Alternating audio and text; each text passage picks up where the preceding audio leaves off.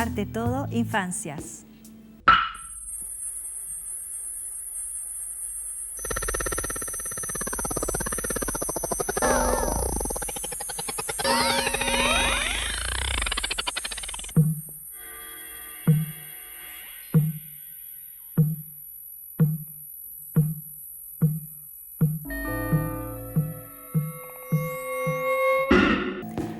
Cumpleaños. Algunos niños lloraban con los payasos, en cambio a ti te gustaba ver saltar conejitos de los pañuelos y el ruido de las cornetas que hacía la fiesta más grande. Pero cuando entraban al comedor y había que apagar las velas, de un soplo te quedabas atrás, recordando un velorio que viste una vez en el campo. Cecilia Casanova. Estamos hoy en Arte Todo para hablar de infancias y voy a presentar a las visitas ilustres. Carola Becelli. Carola es doctora en literatura hispanoamericana, es académica de la USACH, es investigadora de poesía, géneros intermediales y literatura infantil y juvenil. Así que, Carola, por eso te invitamos, porque queremos, eres una muy buena invitada para hablar de infancia. Estamos también con Enrique Rivera, es curador, es realizador audiovisual, dirigió la Bienal de Artes Mediales, también la Corporación Chilena del Video y las Artes Electrónicas, hasta hace poco, porque ahora es el nuevo director de el MIM, el Museo Interactivo El Mirador. Para empezar, vamos a ver un video.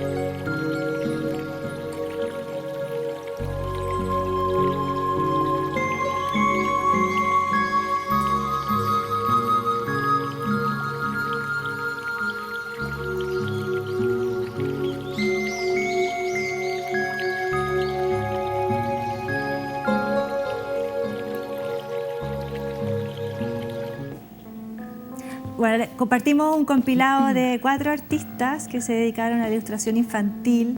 La chilena Marta Carrasco, que hizo muchas cosas, Perico Trepa por Chile, Papelucho, Tata Colores, Elena Poirer, también del Peneca, la argentina Nora Borges, que también tiene una obra súper bonita, y la chilena de origen español, Roser Bru, que ilustró harto para niños.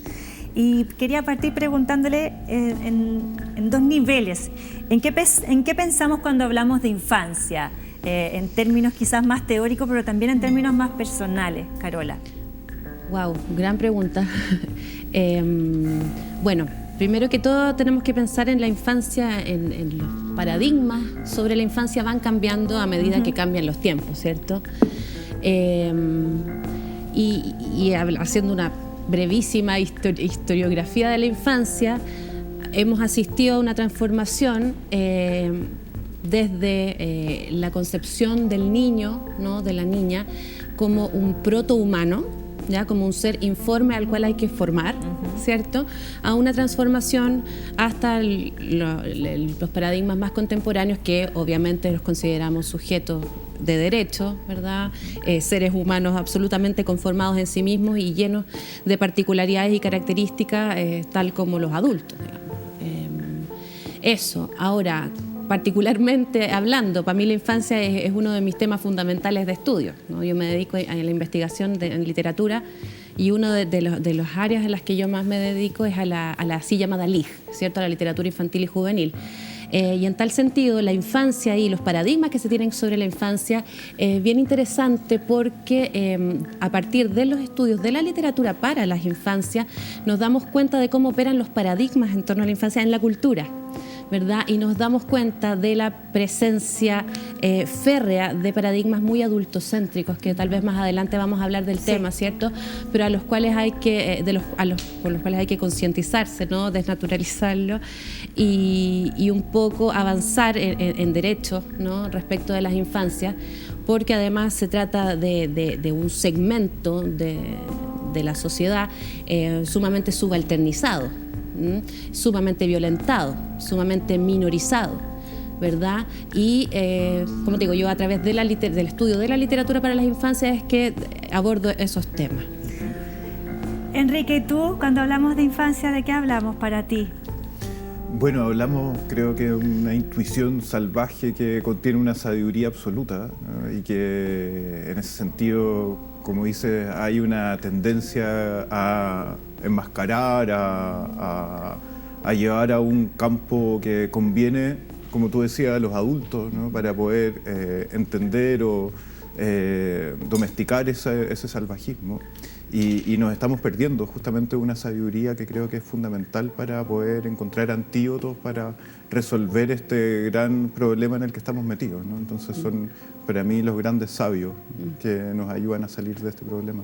¿Hasta qué edad dura como esa suerte de sabiduría de la infancia? Es decir, ¿hay un corte que tiene que ver con la edad o podemos hablar de la infancia como un estado o un momento que no tiene tanto que ver con el tiempo cronológico? Sí, yo creo en la infancia como algo que hay que mantener toda la vida, digamos. Para mí los grandes artistas son aún niños, permanecen habitando los territorios de la infancia.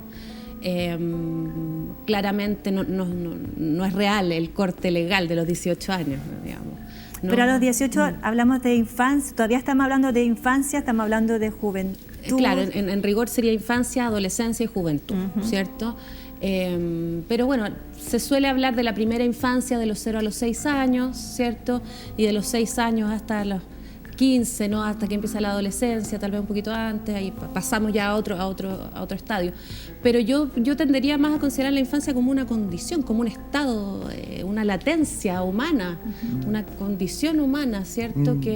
Y es muy bonito lo que planteas, porque en el fondo el llamado es un poco en lugar de reprimirlo, ¿cierto? De reprimir la infancia, de minorizarla, subalternizarla, lo ideal sería no perderla o reaprenderla, ¿no? ¿Son niños los artistas, Enrique, para ti?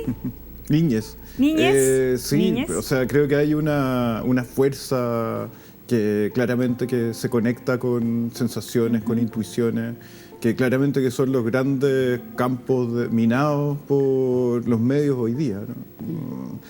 Quienes logran sobrevivir a ese ataque continuo que tenemos desde las estructuras hegemonizantes son quienes han logrado poder seguir, ¿no? Desarrollando una conexión con su intuición que es fundamental para sobrevivir estos tiempos, ¿no? Vamos a ver un video y seguimos con esto.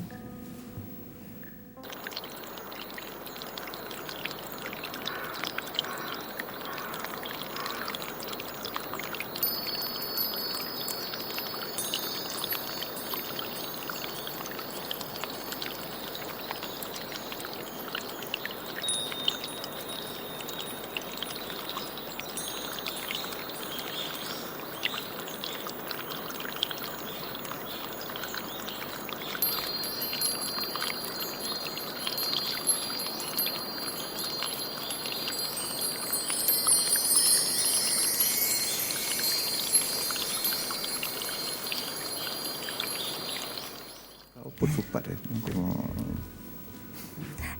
Vimos unos videos del trabajo de Alma Sidhoff-Buscher.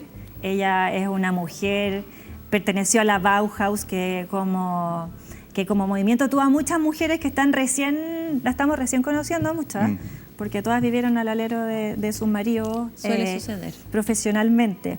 Y Alma diseña, bueno, hace muchas cosas. Alma hace muñecas de cuerdas, hace estos juegos de madera, este barco, bote que es muy famoso, y toda la geometría de la Bauhaus, lo curioso es como el amor con que ella lo hace, pero además que toda esa geometría de la Bauhaus sigue muy vigente como juego, como juguete, como material educativo. Y también uno descubre como ciertas cosas que tienen que ver con los juguetes, que por ejemplo, en general son reproducciones como de roles de la adultez, y son pequeñas cosas domésticas con las cuales después vas a barrer o a cocinar o a construir. Y eso lo vemos incluso como hasta en las obras precolombinas. Hay como miniaturas de los objetos de la adultez, pero esto es la abstracción total, es como la libertad para los niños. Entonces, quería preguntarles un poco qué particularidad deberán tener los objetos que diseñamos y que pensamos para niños, niñas y niñes. Carola.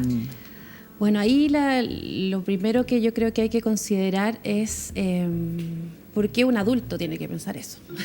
Sí, el trabajo debe ser súper colaborativo. ¿Por qué me lo preguntas a mí? Claro, es verdad.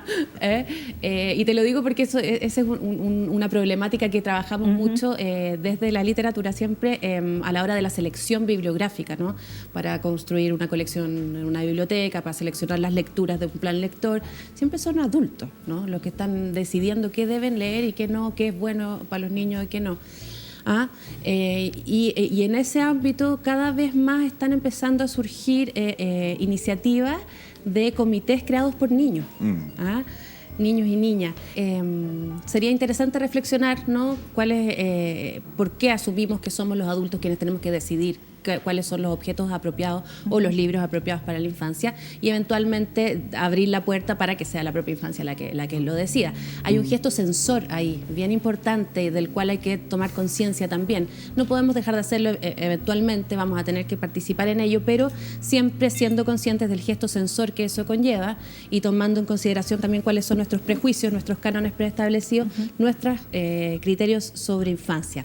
Ahora, concretamente, mi opinión personal, ¿cierto?, sobre lo que estamos viendo, estos objetos, estos juguetes de la Bauhaus, a mí me parecen maravillosos. Me parecen que lo más maravilloso que tienen es que te permiten crear, ¿verdad? No está prediseñado el juego, no te obliga a asumir un rol, sino que te entrega la libertad absoluta de tomar los bloques, construir los mundos, todos los mundos posibles, que es un poco esa es la filosofía base del juego, ¿cierto? Asumir todos los roles y todas las transformaciones y construir todos los mundos posibles.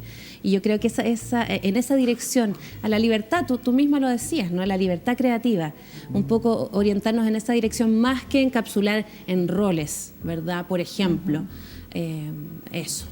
Enrique, ¿y por qué dedicar nuestros haceres y también cómo hacerlo? Dedicar nuestros quehaceres a la infancia.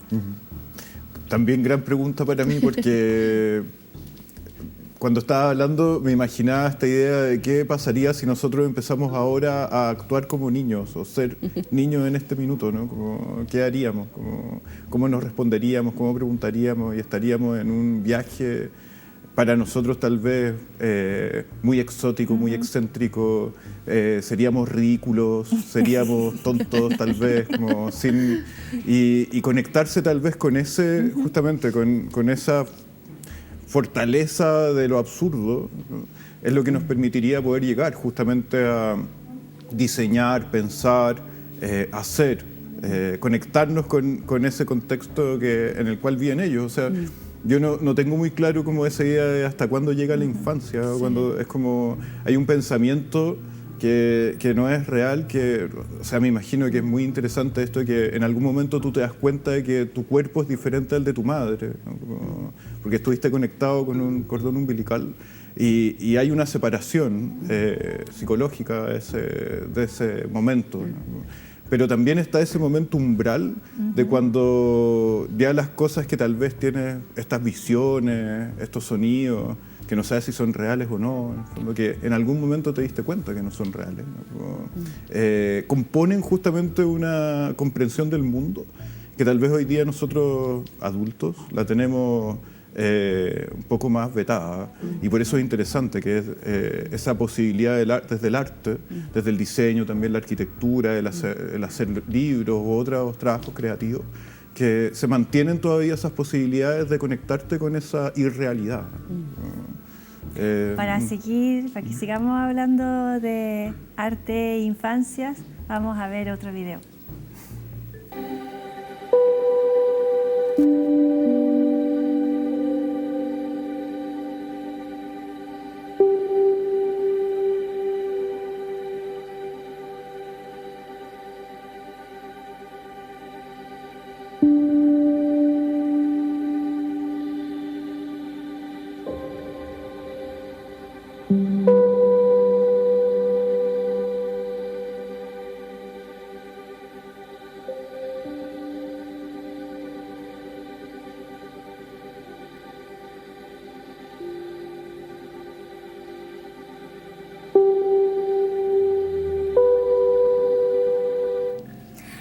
Vimos un compendio de obras de juguetes de Joaquín Torres García, artista uruguayo. En realidad casi todo lo que hacía era jugar, era geometrizar, era jugar, era desarmar y volver a armar.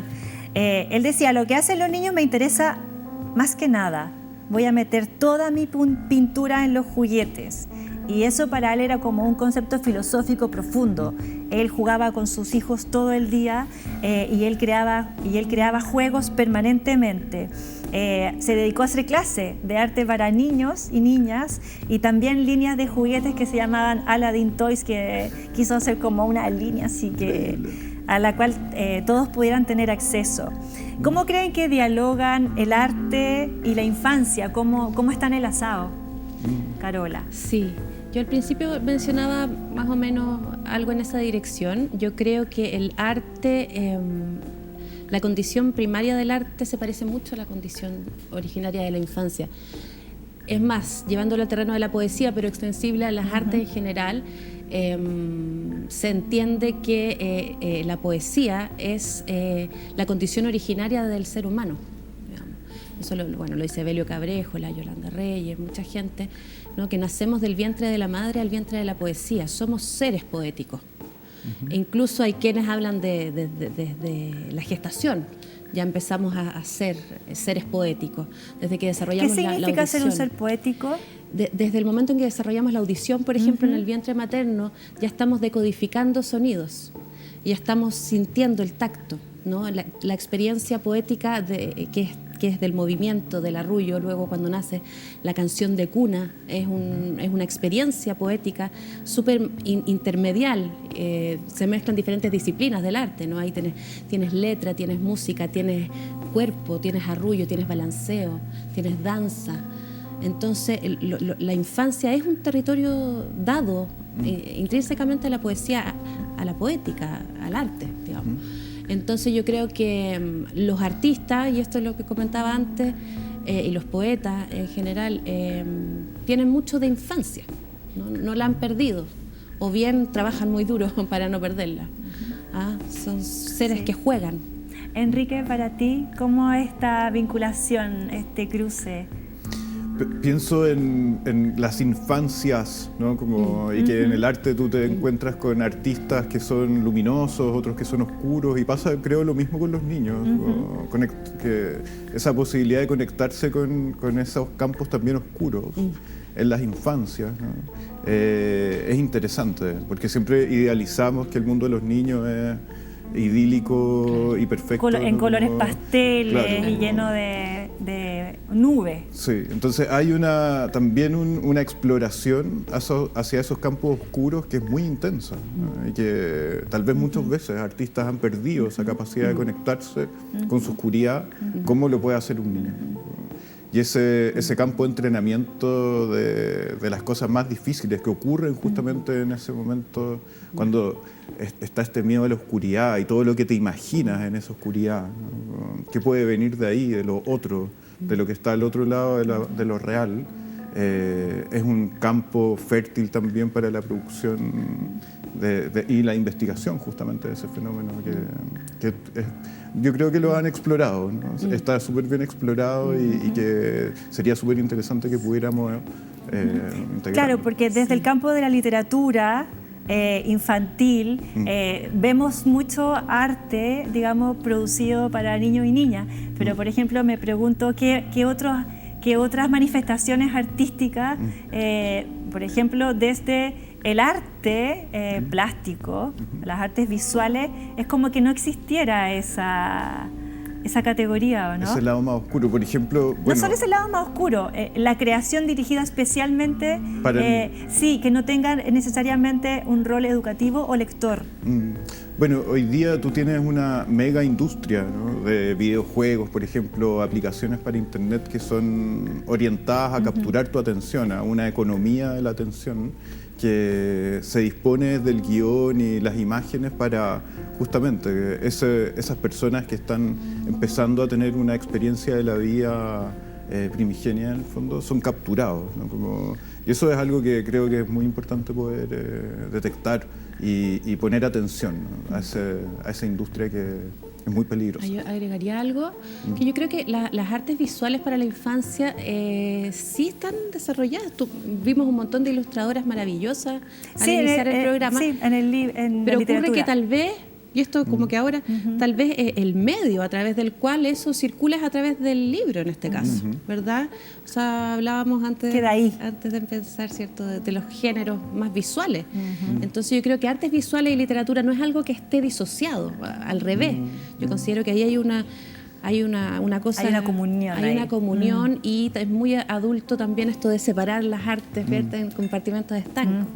Yo creo que también ahí hay mucha circulación hay grandes ilustradores e ilustradoras hoy en día para la infancia, poetas visuales, etcétera. Vamos a ver otro video y seguimos.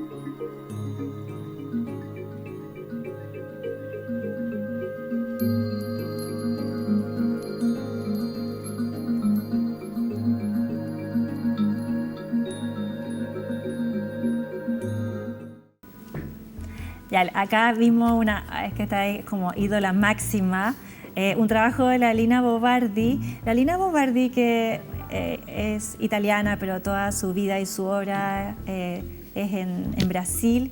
Fue diseñadora, arquitecta, artista, pensadora, y tiene una cosa muy bonita, este es un trabajo que se llama La vaca mecánica, es que ella es una arquitecta que trabajaba como con una obra muy concreta, pero siempre, de hecho su proyecto de título es una maternidad para mujeres abandonadas y solas.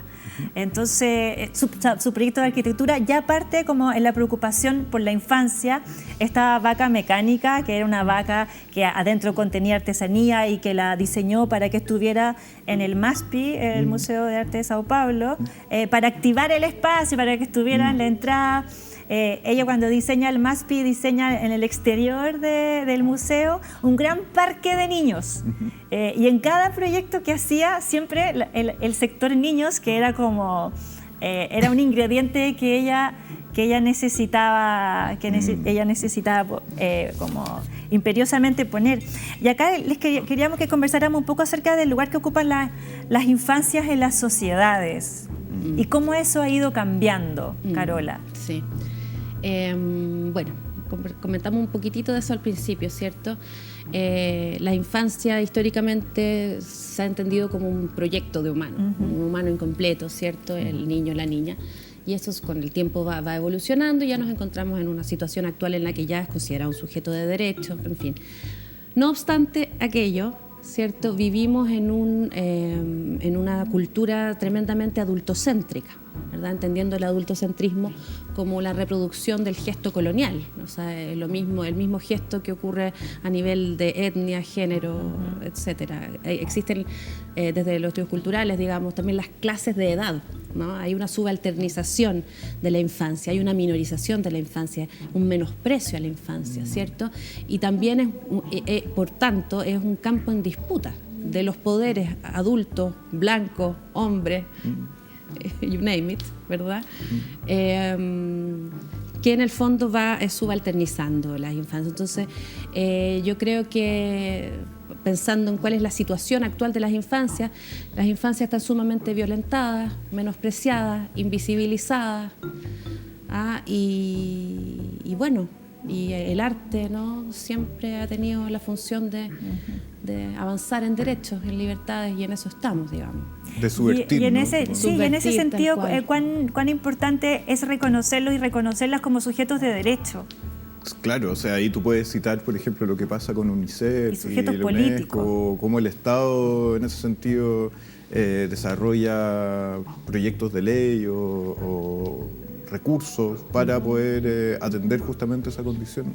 Y se me viene a la mente, por ejemplo, el programa de los SECREA, que es muy interesante porque se genera una infraestructura y un programa que está muy inspirado justamente en Humberto Maturana, en su idea de una biología del amor. Cuéntanos un poco de eso. Son programas que se desarrollan desde el Ministerio de Cultura y que tuvieron una conceptualización con un personaje que se llama Iván Orellana, que se asesoró con Humberto Maturana. Él participó en el desarrollo del proyecto en su estado original, y hoy día son centros culturales, digamos, que tienen una función de acción en el territorio, que está orientada justamente a eliminar esa condición adultocéntrica, en donde hay consejos de niños que deciden justamente los programas que se quieren desarrollar. Ellos toman, por ejemplo, decisiones sobre temas, sobre personas que vienen, se activa a través de esta idea de las escuchas creativas.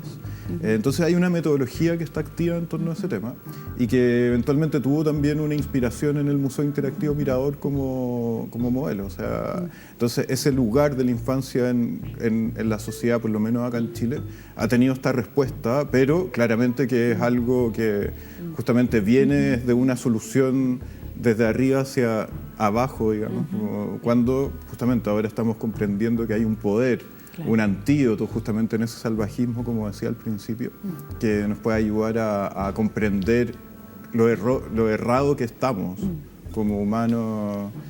A propósito, por ejemplo, ustedes hicieron un programa a propósito de la comunicación interespecie.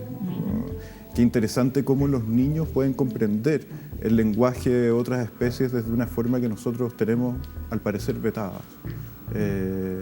Eso tal vez es un paso más. Vamos a seguir con esto, pero vamos a hacer una pausa comercial.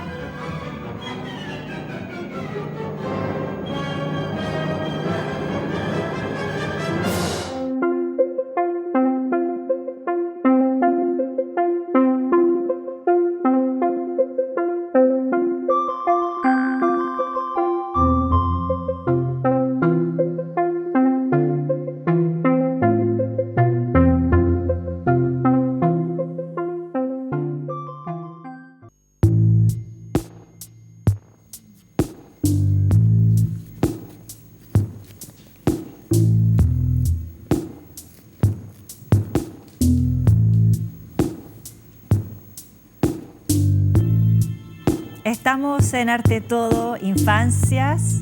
Hoy tenemos a Carola Beselli. Carola es doctora en literatura hispanoamericana, es académica de la USACH e investigadora de poesía y géneros intermediales, literatura infantil y juvenil. Y también Enrique Rivera, que es curador, realizador audiovisual. Dirigió la Bienal de Artes Mediales mucho tiempo, como 15 ediciones, y presidió la Corporación Chilena de Video y Artes Electrónicas hasta el año pasado, porque ahora dirige el MIM. Y lo que vimos antes de irnos a comerciales, esa cosa muy preciosa, es la obra de Lotte Reiniger, una precursora de la animación, del cine animado, con una obra magnífica. Y para ver a otra magnífica, vamos con un nuevo video.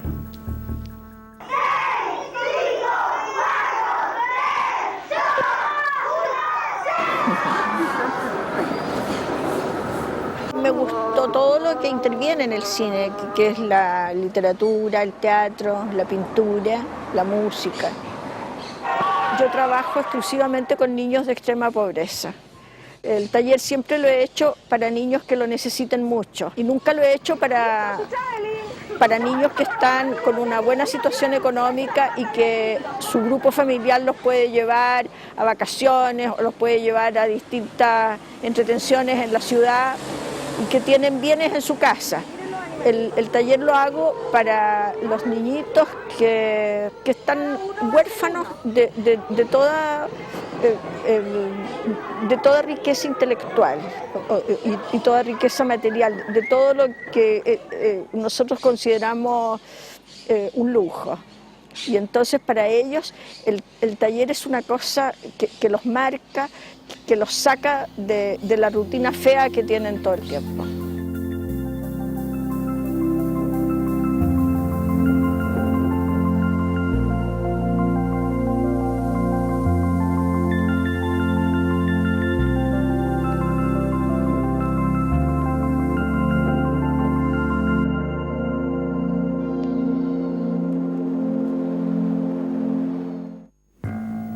Vimos un mini documental del trabajo de Alicia Vega, chilena, dedicada al cine y a la enseñanza del cine a niños. Lleva 33 años haciendo talleres en poblaciones.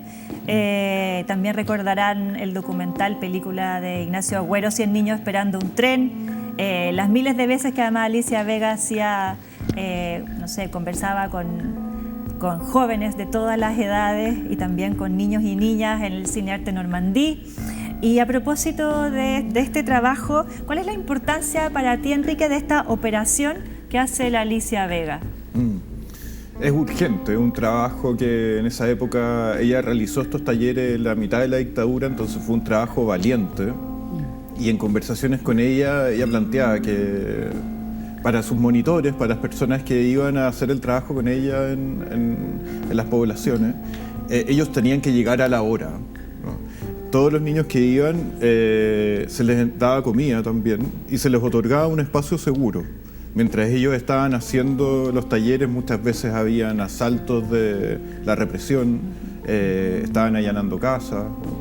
Entonces, en ese sentido, el trabajo de Alicia, como lo veían recién, de conectarse con esta ilusión de las imágenes, de comprender la diferencia entre lo real y la ficción, es un sinfín de entrelazamientos de urgencia como aporte justamente a esa infancia vulnerada que le debemos todo el respeto y amor posible, infinito. Carola, ¿tú cuál crees que es el impacto que tuvo y que sigue teniendo en todos esos niños y niñas el taller de la Alicia Vega? ¿Cuál es el impacto real como en sus biografías? Sí, es un trabajo maravilloso. Yo, además la ternura, los afectos como el motor para funcionar. Escucharla hablar habla desde los afectos, no desde el intelecto, digamos. A ver, yo creo que es importante en este punto hablar sobre el tema de la mediación cultural, ¿verdad? Un tema que no ha sido, generalmente también ha sido minorizado desde el punto de vista de la mediación en los museos, qué sé yo. En la lectura, afortunadamente, ya estamos avanzando, ya hay un desarrollo y hay una conciencia mayor de la importancia de la mediación. Y en este sentido, la mediación la consideraríamos conceptualmente como un puente, ¿cierto?, entre, en el caso de la lectura, pero aplicable al arte, ¿no?, los materiales de lectura, los productos culturales y los, ya sea espectadores, lectores, etcétera. Que adquiere especial sentido cuando se ejerce en conjunto con comunidades tradicionalmente alejadas de la cultura escrita o de la cultura, de la alta cultura en general. Que es la lección que hace Alicia. Exactamente, trabajando en los territorios, ¿cierto? En lo que hace Alicia Vega. Ahí es donde adquiere especial sentido la mediación cultural. ¿Por qué? Porque no acceder a estos productos culturales es signo de exclusión. Por lo tanto, me gusta mucho que use la palabra urgente, porque efectivamente es una labor urgente y sigue siéndolo, ¿verdad? No ha cambiado tanto el panorama desde ese entonces hasta ahora. Y yo siempre recuerdo, y se los cuento a mis alumnos en la universidad, Beatriz Elena Robledo es una colombiana que ha trabajado mucho la mediación de la lectura, mucho desde la literatura infantil y juvenil, y ella ha hecho un trabajo en terreno maravilloso para llevar los libros, en este caso, a las comunidades. En el caso de Colombia, por ejemplo, las comunidades del desarme, de la guerrilla, comunidades de niños que, cito, habían cambiado la cometa por el fusil, ¿verdad? Y siempre cuenta la historia de Julio, que yo la narro porque me emociona cada vez que la vuelvo a contar, que era un chico que nunca había hablado, un chico ella lo describe muy literariamente, además con rasgos muy duros, ¿verdad? Nunca había abierto la boca. Y empezaron entonces a hacer un ejercicio de mediación de la lectura que tenía que ver con recordar las mitos y las leyendas viendo el mapa de Colombia, de cada departamento de Colombia. Y cuando llegaron al departamento de donde él provenía, Julio, él habló, por primera vez habló. Y dijo, pero yo les puedo hablar mucho de ese departamento. Yo sé la leyenda de esto otro, aquí plantan no sé qué cosa, yo nací aquí, bla, bla, bla, bla, bla, bla. Y de repente entonces Beatriz Elena Robledo dice, y fue entonces que Julio habló por primera vez y logró articular su propia historia. Tal vez por primera vez armó la narrativa de su propia historia, se logró comprender a sí mismo y el mundo en que vivía. Y termina su relato Julio diciendo, y fue entonces que me fui a las filas. Y ahí se corta la historia. Transformación. Tú puedes transformar la vida de un ser humano a través de un trabajo como este. Enrique, ¿cómo crees que transforma la vida de estos seres humanos, de todos los niños y las niñas que son, no sé, eran 5.000, ¿cuántos? No, eran muchísimos. Sí, fueron miles de niños que pasaron por eso. ¿Cómo crees que impacta también en esa biografía? Desde lo político y también desde lo biográfico, porque si uno ha escuchado varias veces a la Alicia contar que cuando expone hace poco en el GAM o en la Bienal de Artes Mediales en el Bellas Artes, que se acercan algunos niños que fueron alumnos de ella, que ahora tienen 30 años o 40, y se acercan muy emocionados a contarle, porque además Alicia guarda cada trabajo. Tiene archivado el trabajo de cada niño y cada niña que pasó por sus talleres. Qué lindo. Sí. O sea, tú ves cómo les cambió la vida a esas personas, pero también a quienes no pasaron por esos talleres y que conocieron esa experiencia. La experiencia. ¿No? Claro. Entonces, claro, ahí a propósito de lo que decías tú, Carola, esta idea de la educación no formal, que es parte de la institucionalidad del Ministerio, era el Ministerio de Educación, ahora pasó al Ministerio de Cultura, donde los mediadores, las mediadoras tienen justamente esa responsabilidad de aplicar estrategias que no son las del currículum oficial, digamos, y desde donde el arte tú tomas estas tácticas, estas metodologías que te hacen entender la realidad tal vez de otra manera o utilizar herramientas para conectarte con el mundo que son más versátiles, ¿no? Y justamente esa versatilidad que te sacan de una rigidez y quería también decirlo, creo que es súper importante a propósito de la rigidez que nos dejó esta interacción con los medios tecnológicos, con Internet durante el confinamiento, cómo a través de estas estrategias de educación no formal tendemos a flexibilizar de nuevo este encuentro con el cuerpo, cómo las artes visuales nos sacan de ese monótono formato de la pantalla, nos ayudan a volver a tridimensionalizar, a tocarnos de una manera inocente, pura, ese gran desafío. Les voy a mostrar otro video, compartir otro video para que sigamos viendo esta arista política y volvamos un poco a ella.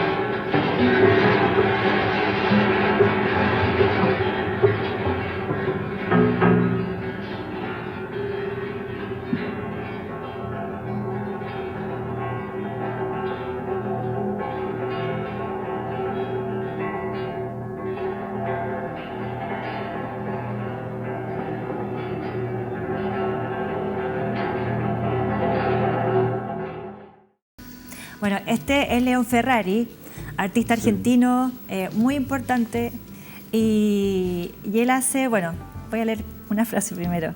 Cuando pretendes hacer algo combativo, tienes que inventar una nueva forma para que llegue, decía León Ferrari. Y tiene este juego, digamos, entre este arte que juega mucho con la estética también de los juegos, de los juguetes, de esos colores, de esa geometría.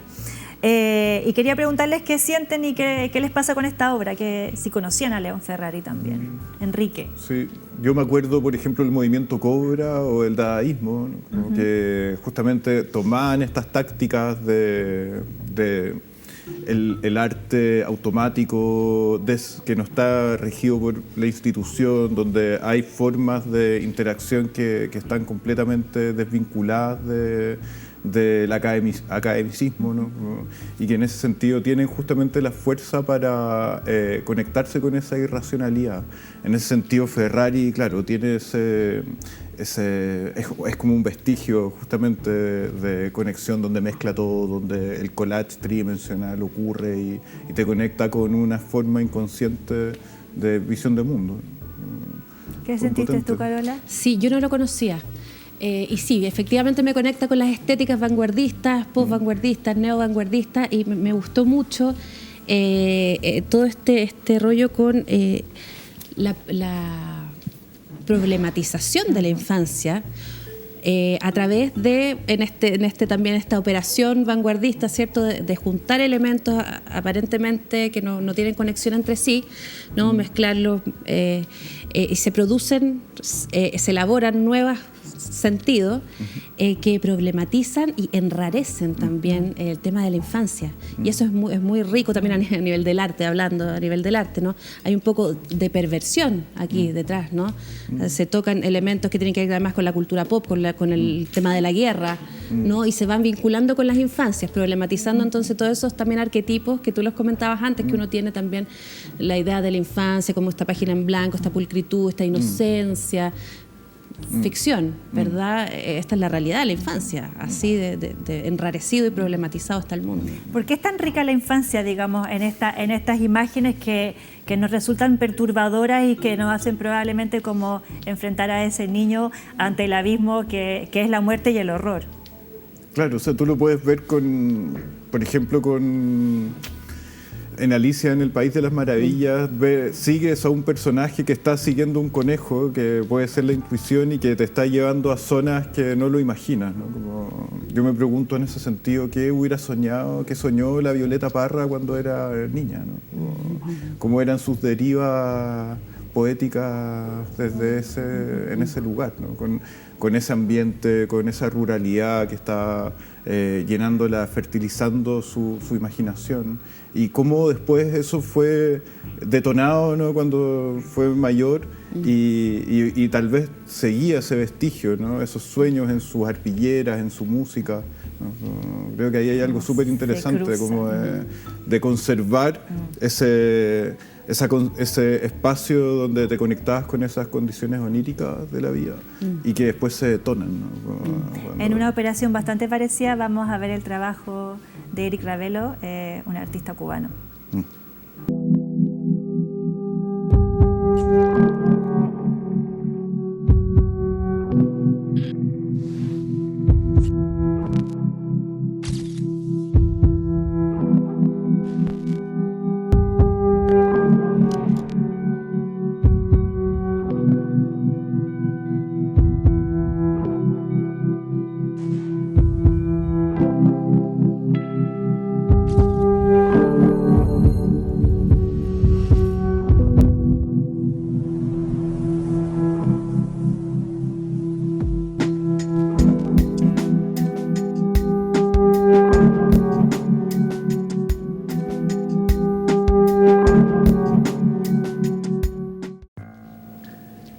Carola, ¿cómo se protege la infancia? ¿Cómo podemos proteger la infancia? ¿Se puede proteger la infancia? ¿Cómo ha cambiado? ¿En qué estamos en eso? Es que quedé un poco tiritona después de ver las imágenes, después de la masacre de Texas de ayer, como que ver niños portando armas, ver al clero ahí crucificando a la infancia, esto lo vemos a diario, la violencia contra las infancias, qué buen material, súper. ¿Cómo se protege a la infancia? Es una obligación, que no es proteccionismo, ¿verdad? La infancia hay que protegerla de la adultez, hay que protegerla de la adultez, de la violencia adulta, no protegerla de libros, que es un tema ya leitmotiv en mi discurso, porque basta de censurar libros porque hablan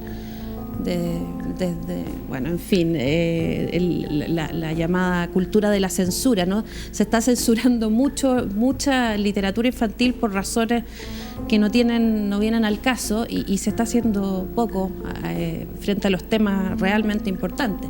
O sea, tenemos... es un tema que a mí me interesa mucho en mi trabajo, ¿verdad? Tenemos infancias permanentemente violentadas, permanentemente expuestas a violencia en los medios, ¿verdad? Pero hay un grupo de gente preocupado de eliminar la escena en que el príncipe le da un beso a Blancanieves, porque es un beso no consensuado. ¿Me entendí? Además, con una incapacidad de base de discernir entre ficción y realidad, una incapacidad adulta, porque los niños entienden perfectamente la diferencia entre ficción y realidad, y la realidad que viven es de violencia. Entonces es una obligación, es un imperativo, ¿no?, de la sociedad hacerse cargo de estas infancias, y el arte es un camino. Enrique, ¿podemos protegerlo o nos equivocamos en la protección? ¿Se sobreprotegen en áreas equivocadas y quedan expuestos y expuestas en campos minados? Sí, yo estoy de acuerdo con lo que dice Carol. O sea, hay una protección, o sea, tenemos que protegerlo de nosotros mismos y de nuestra propia incapacidad de entenderlos como seres pensantes que tienen la capacidad de desenvolverse en el mundo de una manera no represiva, ¿no? A la vez la propia represión de las instituciones, por ejemplo, que han vetado justamente una relación sana entre niños y adultos, ¿no? que justamente muchas veces, bueno, está esta idea de que el cuidado del sacristán mató al cura, ¿no? O sea, estamos matando justamente esa forma de conectarnos irracionalmente con la vida, ¿no? Y que esa fuerza justamente que contienen ellos, cuando nos damos cuenta de que tienen la capacidad de desenvolverse de una manera autónoma, tal vez, bueno, ese va a ser un momento en el cual, en ese desligue, ¿no?, de proteccionismo adultocéntrico, ocurre. Sí, hay un desligue, o no sé, vemos a niños, niñas, adolescentes, jóvenes que de repente empiezan a agruparse para levantar sus propios temas, como que de alguna manera prescindieran del adultocentrismo para resolver sus propios problemas. ¿Es un fenómeno nuevo? ¿Qué les parece? ¿Que acabo de mundo o comienzo de mundo? No sé quién, pero hermoso, ¿no? Greta, por ejemplo, sí, por decir algo, ¿no? Que además es mujer, niña y mujer. maravilloso, que así sea. Lo seguimos. ¿Hay algo en que su no estamos lucha. haciendo los adultos ahí? O sea, los dejamos un poco desprotegidos. Yo creo que hay una regulación de todas formas que tenemos que hacer a propósito de cómo se orienta el mercado, el comercio, la economía hacia ese sector de los niños. O sea, tú puedes comprender que hay un mercado, en el fondo, donde tienes películas, tienes juguetes, tienes comida, que está orientada a que los niños pidan, en el fondo, esos productos. Y que eso claramente que está completamente desregularizado. ¿Cómo podemos hacer para que sean los niños los que puedan de alguna manera tomar el control de las cosas que necesitan y que desean? Sí, ahí hay... ¿Qué iniciativas, qué espacios nos falta crear o qué iniciativas conocen también? Sí, Es como un tema que ahora es clave, ¿no? Sí. La voz de los niños y de las niñas. Sí, justamente a mí dentro de mis estudios me interesa mucho y me he metido a raíz de unos trabajos que hice sobre infancia y dictadura, poesía y dictadura e infancia, en toda una corriente de pensamiento que tiene que ver con el protagonismo infantil. Se llama, son los así llamados nuevos estudios sobre infancia, y ahí lo que cobra valor aquí es el tema del protagonismo infantil, ya que tiene que ver básicamente con, primero, visibilizar las infancias, luego ir desnaturalizando, ¿cierto?, todos los gestos represivos y subalternizantes permanentes, y precisamente permitirle a las infancias, ¿no?, ser protagonistas de... A ver, son protagonistas, son actores históricos. Los estudios que ha hecho Patricia Castillo en Chile sobre infancia y dictadura desde la perspectiva del protagonismo infantil ha evidenciado, hay una colección bellísima en el Museo de la Memoria de dibujos hechos por niños durante la dictadura, cartas escritas por ellos, evidencia cómo han sido actores políticos fundamentales en la historia, pero se ha invisibilizado su rol. Entonces no hay que hacer nada, ellos ya son protagónicos, solamente habría que visibilizar eso, ¿no?, reivindicar, legitimar y abrir esos espacios. Qué potente, sí. Estoy completamente de acuerdo. Espero que el Museo Interactivo Mirador sea un espacio para protagonizar esa condición. Sí. De hecho, bueno, tiene lo interactivo, el concepto de interactividad te lleva a eso, a ser actor, ¿no?, autor de la propia obra. ¿Cachai? Para ir cerrando les voy a mostrar un video que sé que les va a encantar. Giocare vuol dire capire, quindi conoscere e memorizzare tante cose importanti che possono essere utili per la creatività del bambino, perché il gioco comporta il coinvolgimento di tutto l'individuo, di tutti i suoi sensi. Quindi se noi attraverso il gioco facciamo memorizzare dei bambini tante informazioni, il bambino diventa più creativo, perché basta insegnargli una regola semplice e poi invitarlo a trasgredire la regola. E io continuo a preparare. Quando ero un bambino giocavo con tutto quello che trovavo, non c'erano tanti giocattoli allora, però giocavo con i materiali, con i rametti secchi, con una canna, con uno spago, perché è la forma o la materia o il contatto plurisensoriale che suggerisce di completare la cosa. I giocattoli dovrebbero essere non finiti, cioè non troppo finiti. Quei giocattoli che sono quasi veri, che si vede tutto perfetto com'è, non stimolano la fantasia, mentre i giocattoli o i giochi fatti in modo indefinito, cioè non chiuso, non concluso, allora invitano il bambino a concludere lui la cosa. I libri illeggibili sono nati dalla voglia di vedere che cosa può comunicare un libro come oggetto, indipendentemente da quello che c'è dentro. C'è solo da guardare e si vede come una composizione, siccome ho messo dei fogli di carta di colori diversi, voltando le pagine si compone e si scompone un collage non incollato che cambia continuamente secondo la volontà dell'osservatore. Questo libro intitolato Chi è apri la porta è un libro costruito in modo che il lettore stesso fa lui l'azione del protagonista, e questo è un libro tutto pieno di sorprese che ha pochissimo testo ed è derivato dai libri illeggibili. L'adulto dovrebbe lasciarsi andare come un bambino, ritrovare i suoi sensi. È bello da guardare. Conservare lo spirito dell'infanzia dentro di sé per tutta la vita vuol dire conservare la curiosità di conoscere, il piacere di capire e la voglia di comunicare. Lindo. Hermoso, Munari. Buen Bueno, video. este Bruno Munari, ídolo máximo italiano, Gracias. es como Leonardo da Vinci porque hacía de todo, y hacía tantas cosas que ni siquiera las vamos a nombrar. No, sí, pues. Libros, objetos, profesor de arte, inventor, diseñador, muebles, de todo, arquitecto. Enrique, Carola, esto fue Arte Todo Infancias.